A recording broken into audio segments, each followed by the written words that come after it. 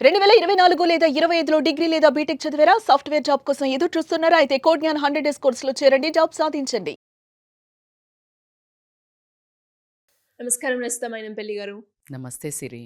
Madam, రిలేషన్‌షిప్‌లో మనం ఎన్నో రకాల అంటే డౌట్స్ కావచ్చు, లేదంటే వాళ్ళిద్దరి మధ్య జరిగే సంఘటనలు ఏ విధంగా సాల్వ్ చేసుకోవాలి అని ఎన్నో వీడియోస్‌లో ఇప్పటివరకు మనం చెప్పడం జరిగింది. అందులో భాగంగానే ప్రీవియస్ వీడియోలో ఒకళ్ళు కమెంట్ పెట్టడం జరిగింది. మేడం, నాకు తెలియకుండానే మా ఆయన నన్ను రెచ్చగొడుతున్నాడు. దానివల్ల నాకు కోపము, ఆ మూమెంట్‌లో నేనేం చేస్తున్నానో నాకు అర్థం కావట్లేదు. తీరా నేను ఒకసారి చూస్తే ఈ పాయింట్‌లో నేను ఇలా రియాక్ట్ అయ్యాను అని అనిపిస్తూ ఉంది.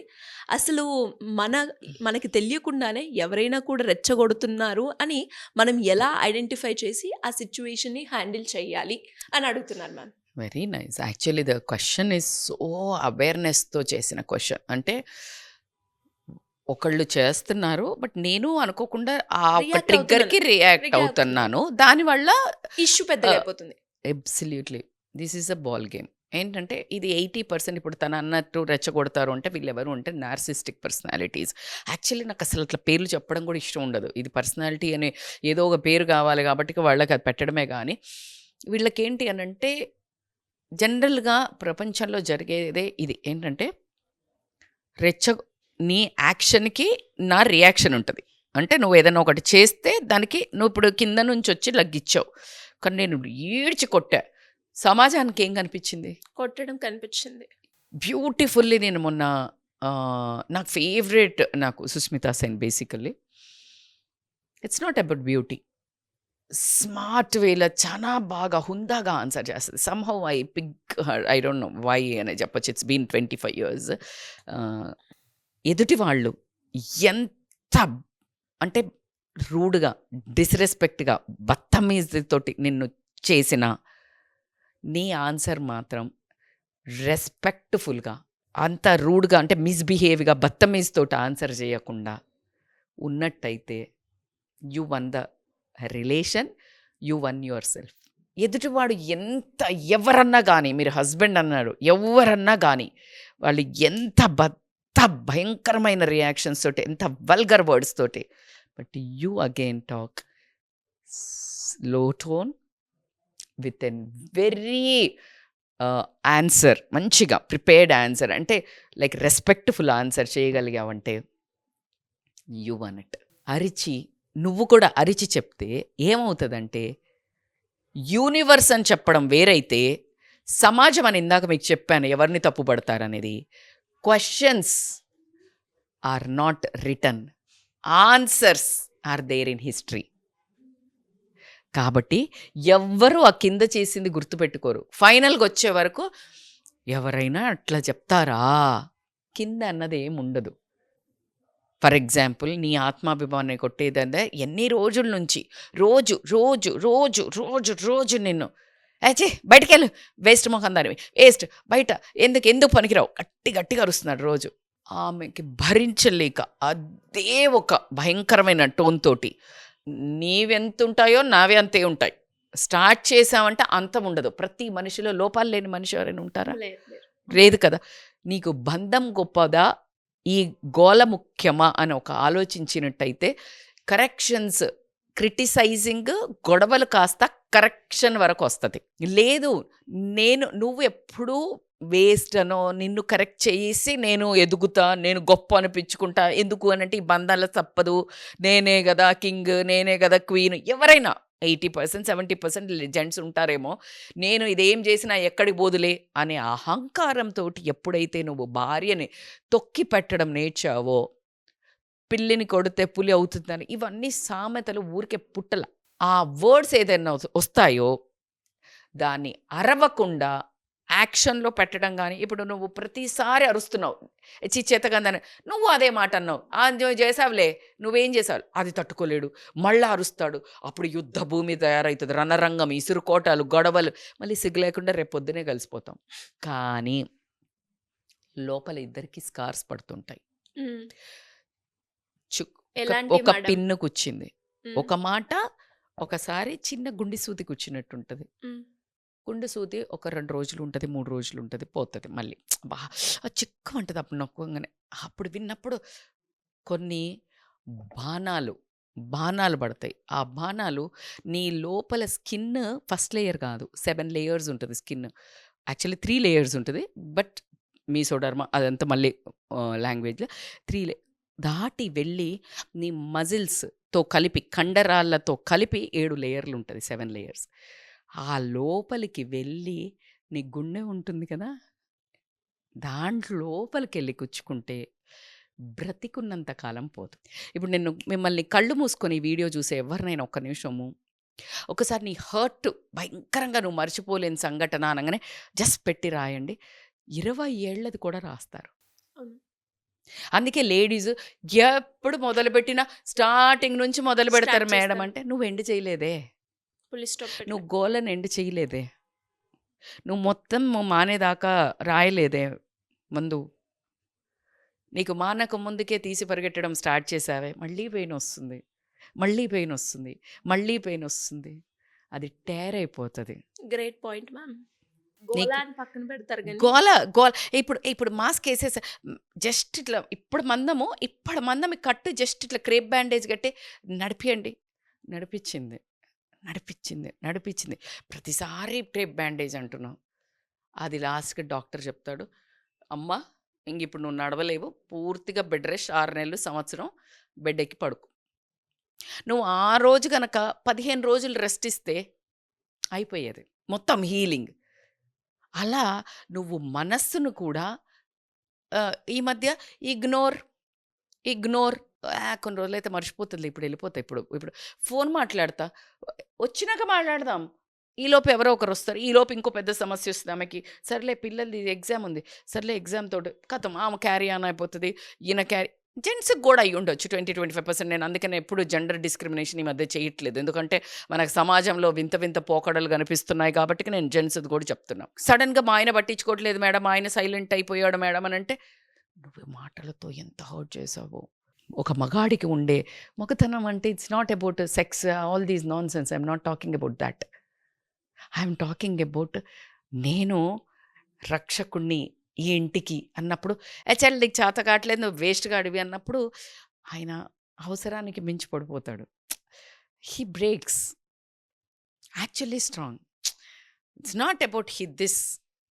ఇంత పెద్ద ఆజానుబాహుడు కూడా ఏడవడం కొంతమందిని చూస్తాం మనం. ఆజానుబాహుడు అర్రే నువ్వు కూడా ఏడుస్తావు అంటారు. అర్రే 6 ప్యాక్స్ వస్తే కళ్ళీళ్ళు ఉండవేంటి? సో దిస్ ఈజ్ హౌ నువ్వు కొట్టిందే కొట్టి, కొట్టిందే ఎంబడి నువ్వు ట్రిగ్గర్ చేస్తారు. నువ్వు ఏం ప్రాక్టీస్ చెయ్యాలి? ట్రిగ్గర్ అవ్వకుండా ఎమోషనల్ మెచ్యూరిటీ పెంచుకోవాలి. మీకు బానే చెప్తారు మేడం అంటే, చెప్పట్లేదు. చేసి చూపించే నేను మీకు ఎలా చెప్తున్నా. ప్రాక్టీస్ చేయాలి మేడం? ఫస్ట్ దానికంటూ ఇమ్మీడియేట్ ఒకటి ప్రతి ఒక్కళ్ళ ఎమోషనల్ మెచ్యూరిటీ వాళ్ళ పరిస్థితులు చాలా డిఫరెంట్ ఉంటాయి. ఇప్పుడు నేను చెప్పే కొన్నిట్లలో మేడం గివేం పని చేస్తాయి మేడం, మూర్ఖుడు మేడం, రాక్షసుడు. నేను నా మెసేజెస్ చదివి వినిపిస్తా. మేడం రోజు వచ్చి తాగి కొడతాడు మేడం, చచ్చిపోవాలని ఉంది మేడం, కానీ నాకు ఒక కూతురుంది మేడం, చచ్చిపోవాలి అంటే చచ్చిపోబుద్ది నాకు నా బిడ్డ కనిపిస్తుంది, వెళ్ళి బయటకు బతుకుతానా లేదా తెలియట్లే, నాకు సలహా ఇవ్వండి అని ఇన్స్టాలలో మెసేజ్ పెడుతున్నారు సిరి. నేను అట్లా ఎట్లా ఆన్సర్ చెప్తా అందులో? అది జీవితం. నాకు అసలు ఇక్కడంతా ప్రతి ఒక్క ఇన్స్టా మెసేజ్ చదువుతాను, నేను ఫేస్బుక్ మెసేజ్ చదువుతా. పరిష్కారం ఏంటి అంటే మోస్ట్ ఆఫ్ ద నా వీడియోస్ వినండి, మొండిగా మారండి. నిర్ణయాలు కొన్ని ఉంటాయి, బట్ మీ సమస్య పెద్దదైనప్పుడు ఖచ్చితంగా వచ్చి కలవండి.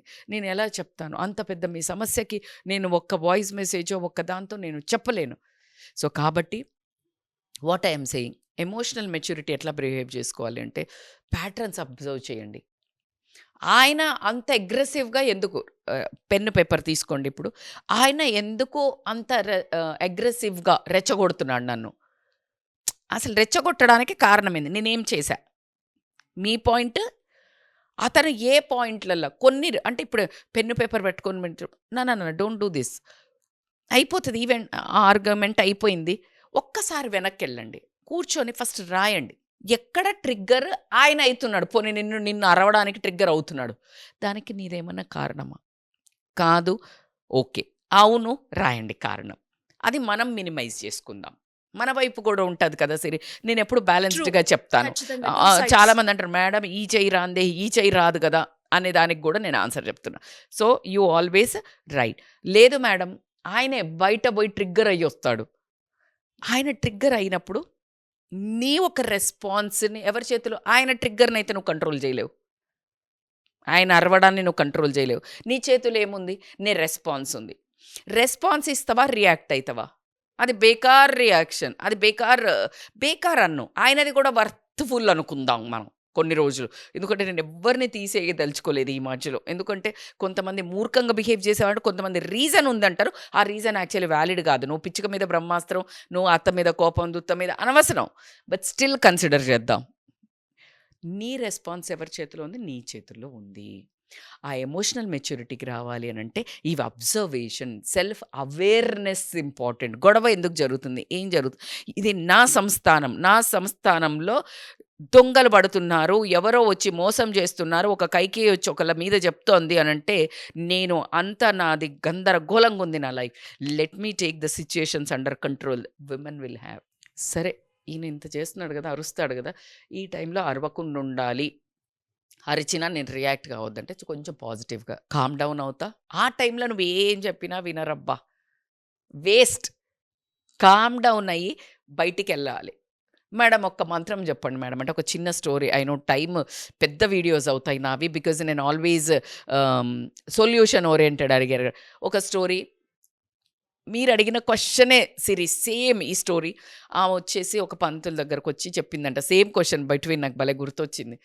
వచ్చి పంతులు గారు, స్వామీజీ నాకు అన్నీ ఉన్నాయి, అంత మంచిగా ఉంది స్వామీజీ, కానీ నేను వాళ్ళు ఏదైనా కోపంగా అంటే నా రియాక్షన్ వల్ల గొడవలు పెద్దగా అవుతున్నాయి, అంత ఎలా నేను దీన్ని కంట్రోల్ చేసి, నా కోపమే నాకు ఎలా అని అడిగిందంట. అంటే ఓకే అమ్మ నేను ఒక డబ్బా ఇస్తాను, ఇది నీ కోపం రాగా నువ్వేం చేయంటే ఒక స్పూన్ అది తీసుకొని తాగు, తాగేసి జస్ట్ అది కొంచెం లోపలికి వెళ్ళేటట్టు ఆపుకో. లోపలికి వెళ్ళేటప్పుడు ప్రాక్టీస్ చేసి కొంచెం, ఇప్పుడు మందు తాగాక కొంచెం నీటిలో పెట్టాక నీళ్ళు ఎక్కువ తాగాక అట్లా చెప్తారు కదా ఆయుర్వేదిక్ మందు, అట్లా పెట్టుకో. ఒక 10 మినిట్స్ అయినాక నువ్వు నార్మల్గా ఏదైతే అది మాట్లాడు, లేకపోతే దాన్ని పని చేసుకో అని చెప్తారు. సరే అని చెప్తుంది ఆయన. స్వామీజీ వెళ్ళిపోతారు. ఈవిడ కూడా సరే అని ఇంకెప్పుడు కోపం వచ్చినా ఏం చేస్తుందంటే ఫస్ట్ అది తీసి స్వామీజీ ఇది చెప్పారు కదా నేను ఇమ్మీడియట్గా అది పెట్టుకుంటుంది, అట్లా అంత అయిపోతుంది. ఒక 6 నెలల తర్వాత ఆయన మళ్ళీ దేశ పర్యటన మళ్ళీ అక్కడికి వస్తారు.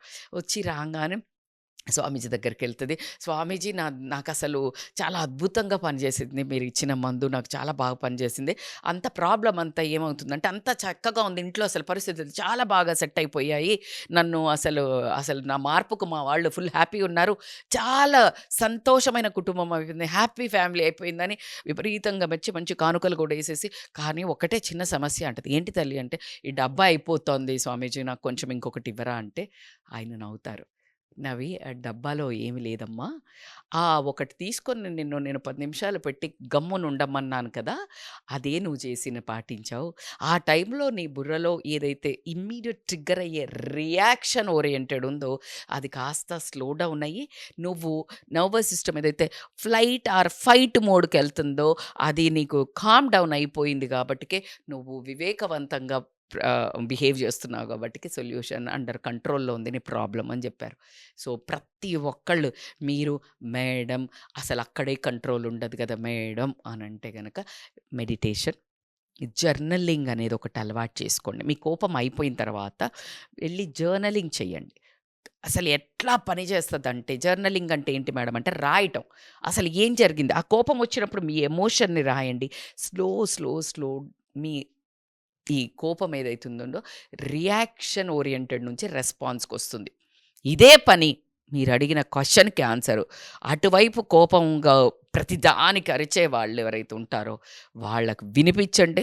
వాళ్ళకు కూడా ఒకటి చెప్తున్నా, మీరు కూడా ఆ కోపం ఎందుకు వస్తుంది, ఆ కోపం రావడం వల్ల మీ జీవితంలో ఎన్ని అనివార్య సంఘటనలు జరిగి, ఎంత సామాను పగిలి, ఎన్ని బంధాల మనస్సులు విరక్కొట్టారు, దానివల్ల మీ బంధం వీక్ అవ్వడమే కానీ స్ట్రాంగ్ అవ్వట్లేదు అనే ఒకదానికి మీ చేతుల్లోనే మీ ఉపాయం.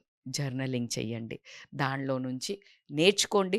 సో ఇంతకంటే బ్రహ్మాస్త్రం అయితే ఎక్కడా లేదు. సో ఎంతమంది రెచ్చగొట్టినా రెచ్చకుండా ఉండాలి అనే ఒక స్వభావంతో మనల్ని మనము మన గుణాలను మన ఎమోషన్స్ని కంట్రోల్ చేసుకునే తపస్సు మాత్రం ఈ సమాజంలో ఎంతైనా అవసరము. ఎందుకు? బంధాలను కాపాడుకోవడానికి. డెఫినెట్‌గా మేడం. మీరన్నట్టుగానే అంటే అక్కడ స్వామీజీ ఇచ్చిన ఒక చిన్న ట్రిక్ ఏదైతే ఉందో, ఆమెని చాలా ఒక మంచి లైఫ్ లీడ్ చేయడానికి ట్రూ, ట్రూ. ఉపయోగపడింది అని చెప్తారు. అండ్ అదే విధంగా మనుషులం కాబట్టి మనకి ప్రాక్టీస్, సాధన అవసరం. అది మనం ఇండివిడ్యువల్‌గా చేయాలి అంటే చాలా కష్టం. మనకి వెనక నుంచి ఒక పుష్, మోటివేషన్ కావాల్సిందే.